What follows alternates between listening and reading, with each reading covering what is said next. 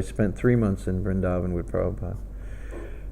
September, October, November of 76. And then actually in December, Prabhupada came here to Mumbai. And Harisari asked me, he said, Tranakarta, you should come to Mumbai with us, And I said, well, because the Gita Gan, Gita Gan, it's a Bengali Bhagavad Gita. It was all the verses, like this, and like that thick.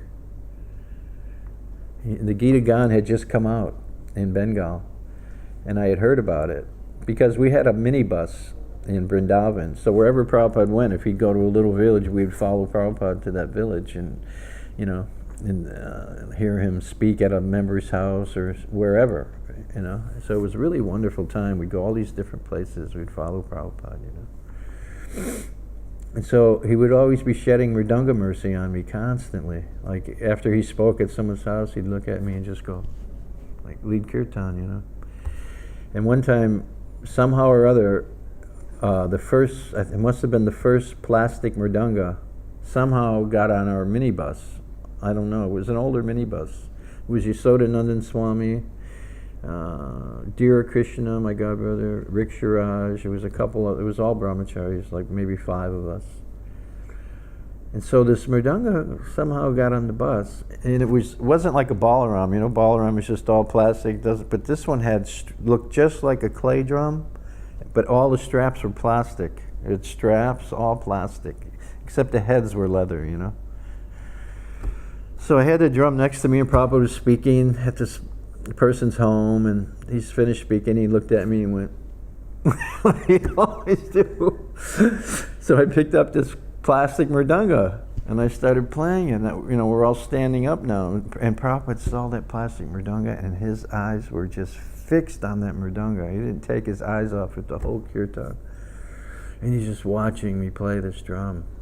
So after the little kirtan, whatever it was, 10, 15 minutes, Prabhupada called me over, and he said, "This is plastic Mridanga?"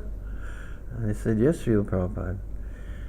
And he said, "Where did it come from?" And I said, "Srila Prabhupada, please forgive me. I'm not sure where it came from. It was just on our minibus." And he said, "Oh, you like it?"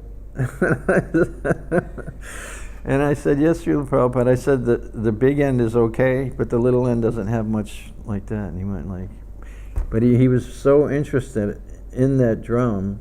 And then later I realized that he wanted those plastic Mridangas for the West, because if you broke a clay drum in America, that was it. There was no more Mridanga. So the idea of having these Balaram Mridangas was very keen. Srila Prabhupada wanted that.